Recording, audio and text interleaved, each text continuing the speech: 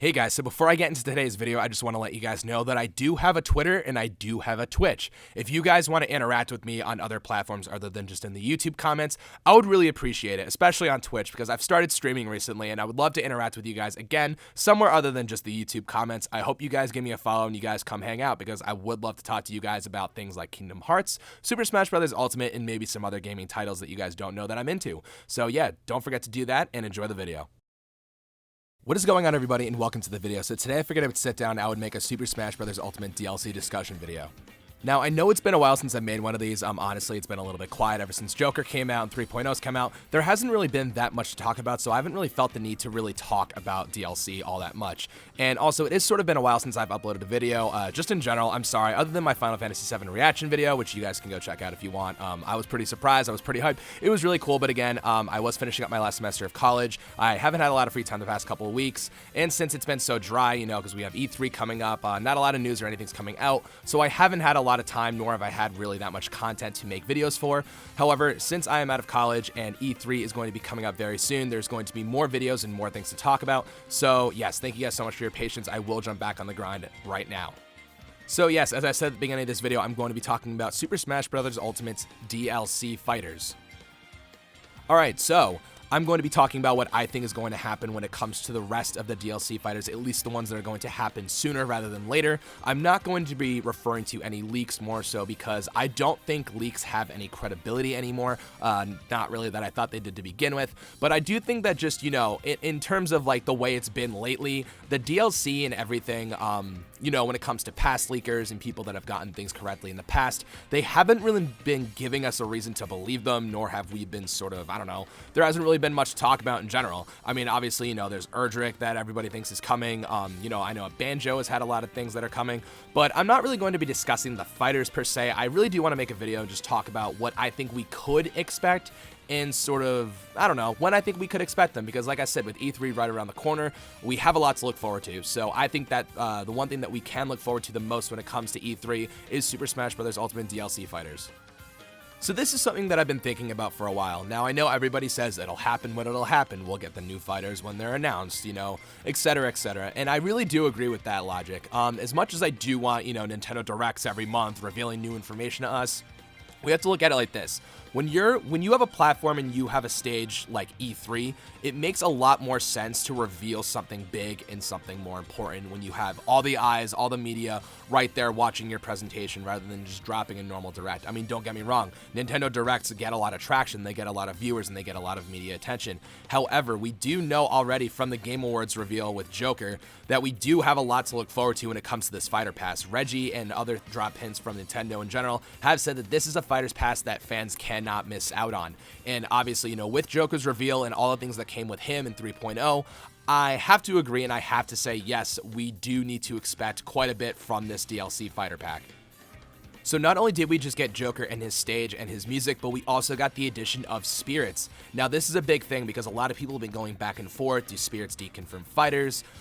It's still not 100% confirmed, but if you guys want my honest opinion, I do think that Spirits at this point do deconfirm fighters. So I'm sorry, all of the Shantae fans, all of the Geno fans, I think you guys are going to have to sit this one out. I just personally, at this point, the way that they're promoting the DLC fighters and the way that they're basically handling the entire thing when it comes to not only a stage and a fighter and the music, but also Spirits as well, I just don't think, I think that it's more content for them to put in the game. So I think that that does mean that we will be getting fighters that are brand new to the Super Smash Bros. Ultimate franchise. Now, when I say this, I'm not saying that it's going to be all third party, because that doesn't have to be the case. I'm thinking, you know, more along the lines of if we wanted a rep from Fire Emblem Three Houses, or if we wanted a rep from Pokemon Sword and Shield, they can easily do that because these are new games to Super Smash Bros. Ultimate. Although that their franchises still exist within Super Smash Bros. Ultimate, I mean, Fire Emblem and Pokemon is very well represented when it comes to Super Smash Bros. Ultimate. I think that if we look at the newer games in the franchise, they can make Spirits based off of the new characters. For example, Pokemon Sword and Shield. You can get the new starter Pokemon, some of the key characters within Pokemon Sword and Shield. Same thing with Fire Fire Emblem Three Houses, you can get the house leaders or maybe the main protagonist or some basic enemies or something along those lines. I think that it's very easy for them to pick a representative from these new games. Although the franchises themselves aren't new, the games themselves are new. So when people say that we could be looking at an all third-party DLC roster, which I do think is possible, and I honestly would prefer, because I think the third-party franchises have the most interesting reps, and then we'd get the more, I want to say, abnormal stuff that we wouldn't really expect. Like I said, with all the stuff that we got with Joker, things that we're not familiar with Nintendo. If they did want to put in some Nintendo reps from new games, but with pre-existing franchises, that would be totally fine. However, I would personally prefer just the third-party route. Okay, so as I said at the beginning of the video, I do want to discuss when I think we're going to be getting the next fighter or the next fighters. Spoilers as to what I'm going to talk about. But I do think that we will get at least the next fighter revealed to us at E3. Now, I don't think that we're going to just get one fighter. I do think that it's very possible that we will get 2 DLC fighters revealed to us at E3 this year.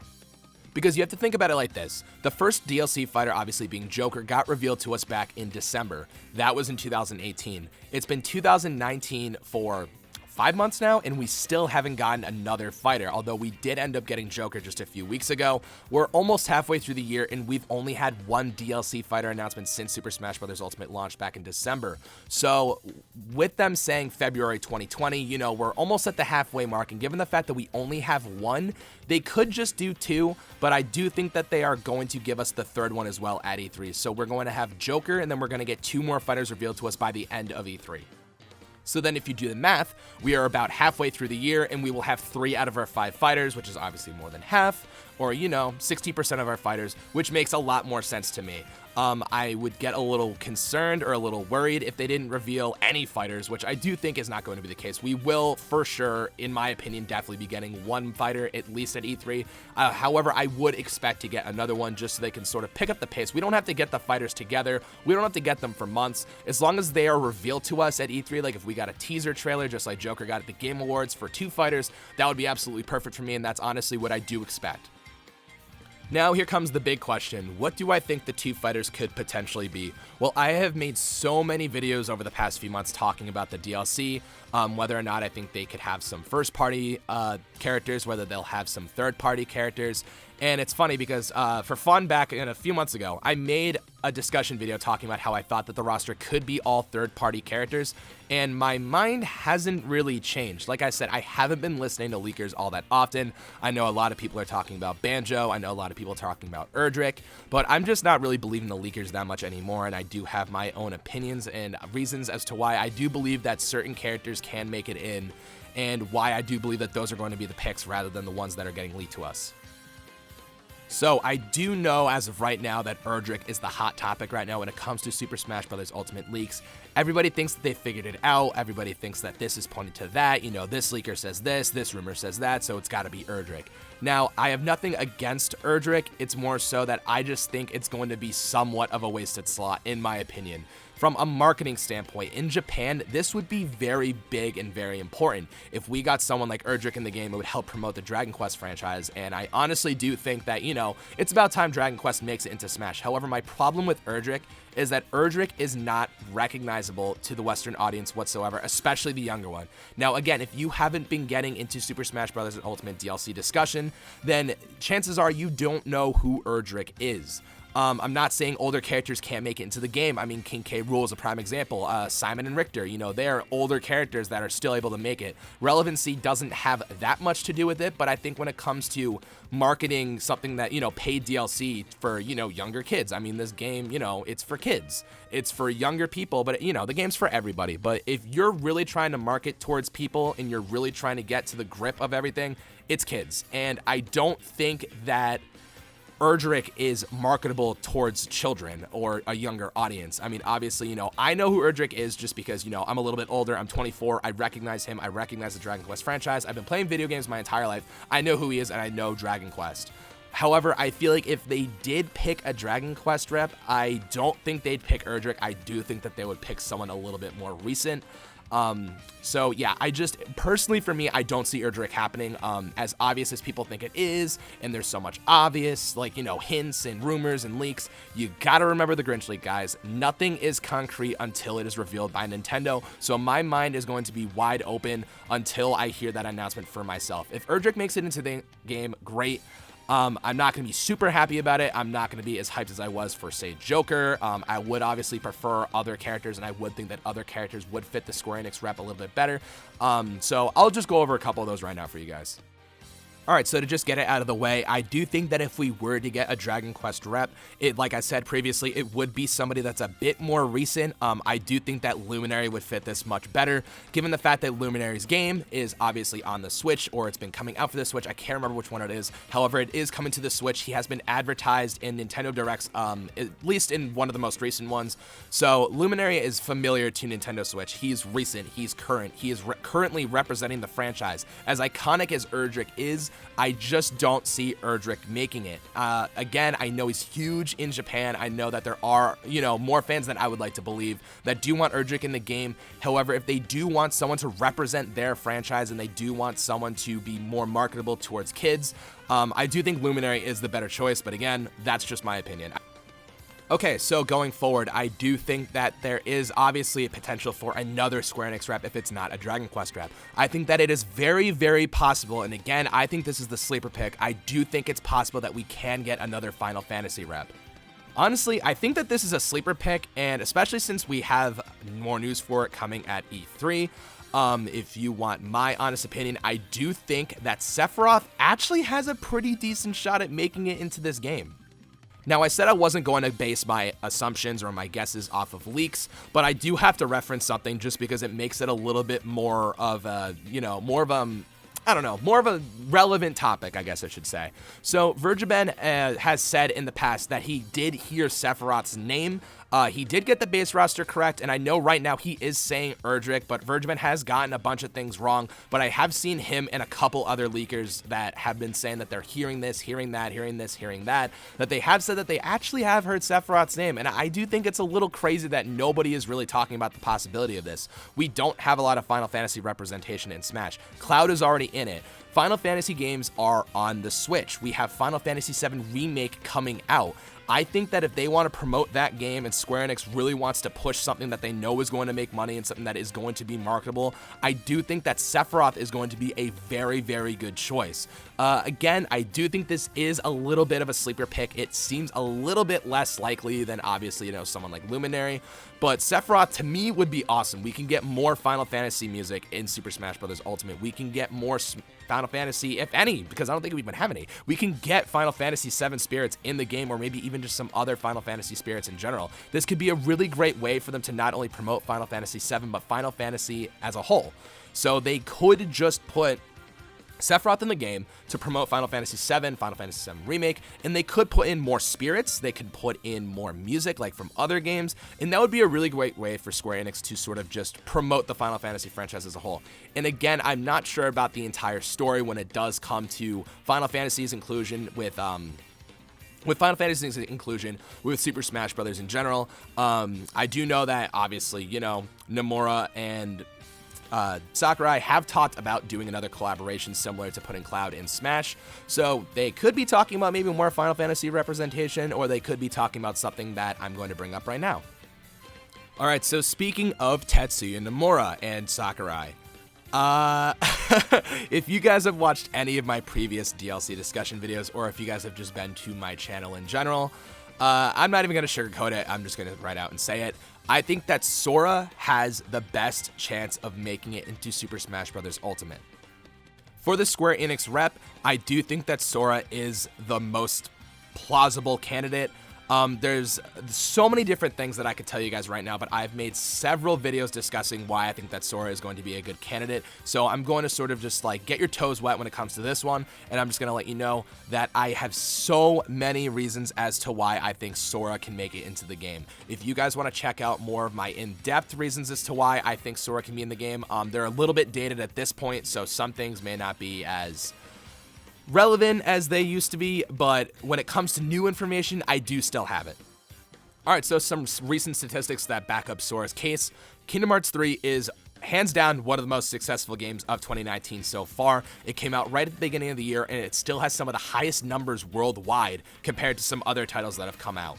It has beaten out so many different titles, and it is incredibly popular. So I do think that we have to take into account that Kingdom Hearts 3 was incredibly successful. Now, here's the thing. Are these numbers going to affect the DLC picks from Nintendo? I don't know, given the fact that we do know that they were already selected before Kingdom Hearts 3 even came out. So, other than that, we also have the unofficial Smash ballots from North America as well as Japan. I will throw those both up on the screen.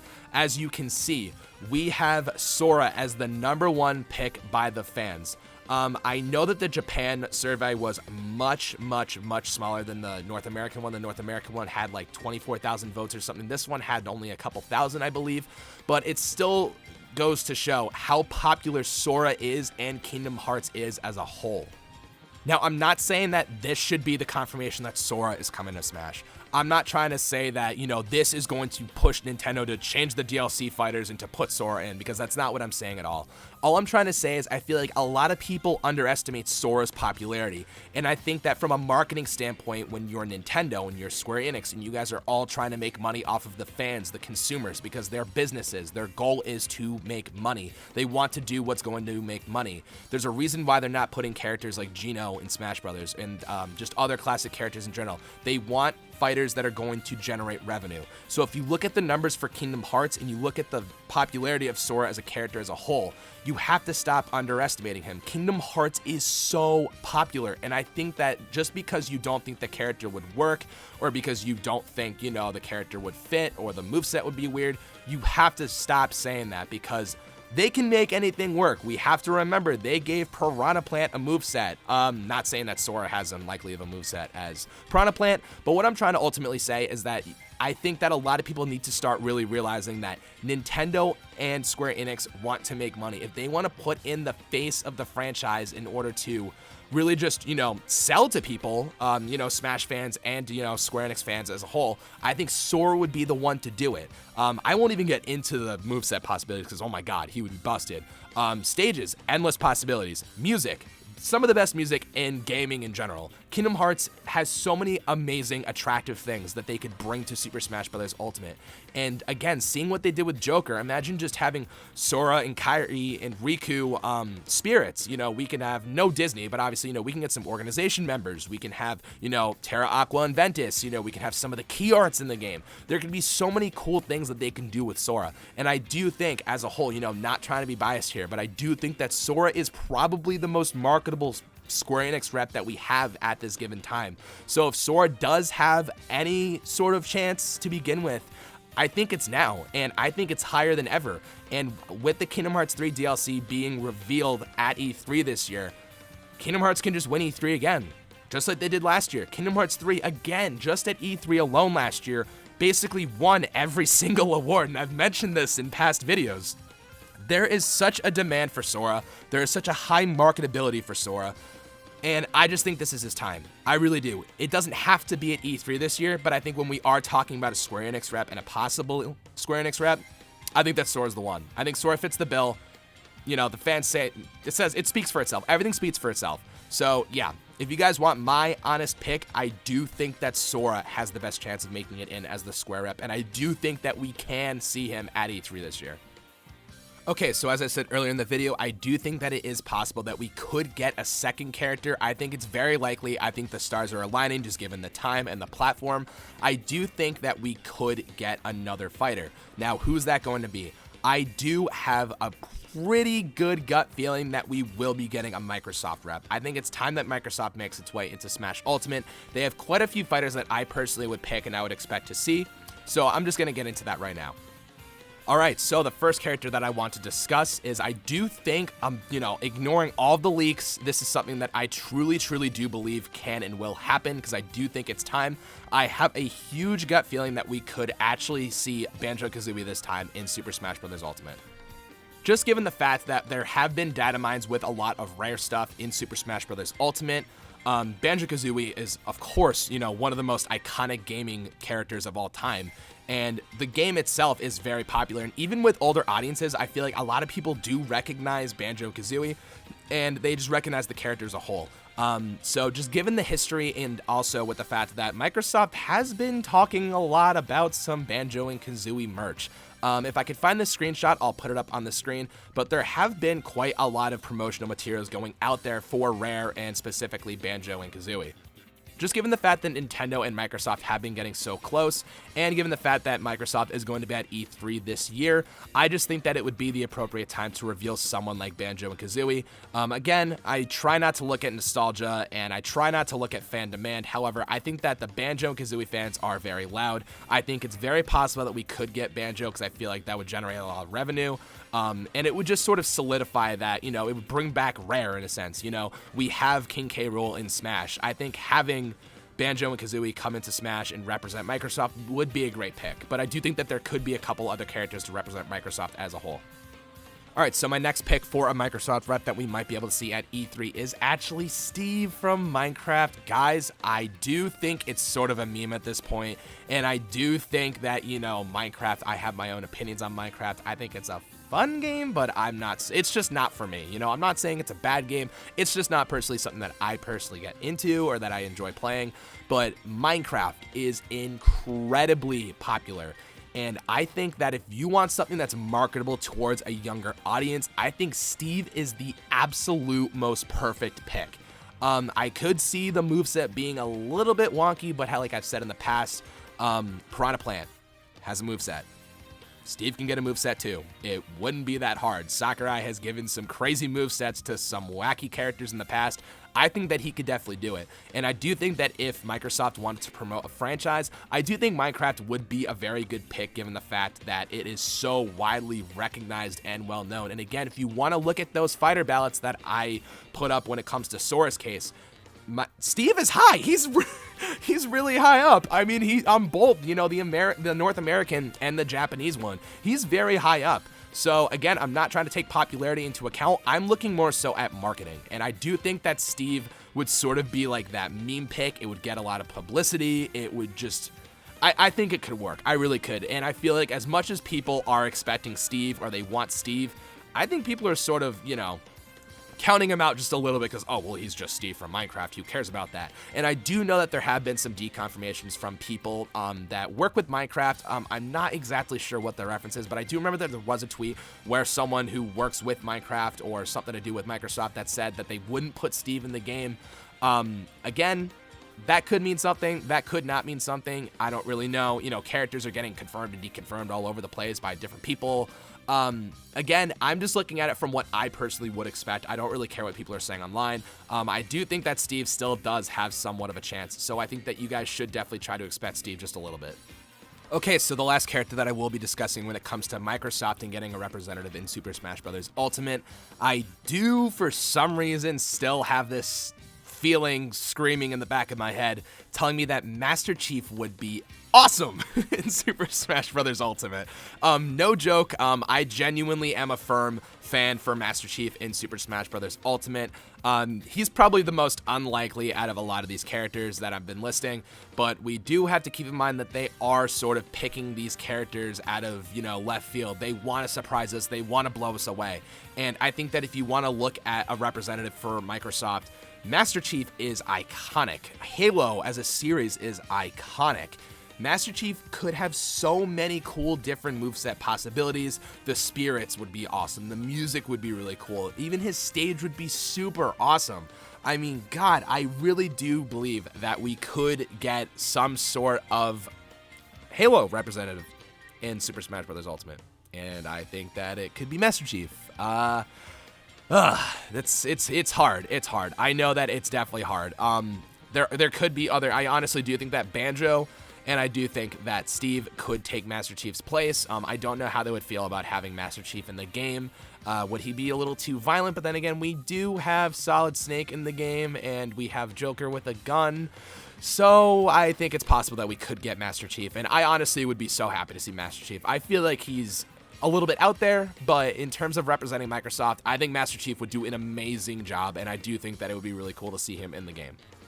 However, guys, that is the end of the video. Just as a recap, when it comes to E3 this year, I do think that we will get at least one DLC fighter. In fact, I think we will get two. I think one of the fighters is going to be the Square Enix rep, and I do think we are going to see either Luminary from Dragon Quest, we will see Sephiroth from Final Fantasy VII, or we will see Sora from Kingdom Hearts. If I have to really make the decision for myself, who I think is most likely, I think Sora from Kingdom Hearts is without a doubt the most likely one. All right, and then for the second fighter, I do think that it's going to be a Microsoft rep. I think that it's time, and I do think that the characters that we can choose from are going to be either Banjo and Kazooie. I think that we could see Master Chief, and I do think that we could see Steve from Minecraft. Now, for me, I think this one's a little less obvious. I think that Banjo and Steve are definitely the frontrunners here. Master Chief, again, I'm sorry, I don't think he's that likely, but he would be my personal pick because I feel like Master Chief would be really cool. So I think for me, the Microsoft rep is going to come down to Banjo and Kazooie and Steve. Let me know all of your thoughts and comments down below, guys. Let me know what you guys think we will see at E3 this year for Super Smash Bros. Ultimate. Let me know if you agree with my picks, or let me know if you guys are pulling for somebody else. Don't forget to do that. Like the video, most importantly, subscribe to my channel for more Smash Ultimate content. And yeah, thank you guys again so much for watching, and I will see you in the next one. Bye-bye.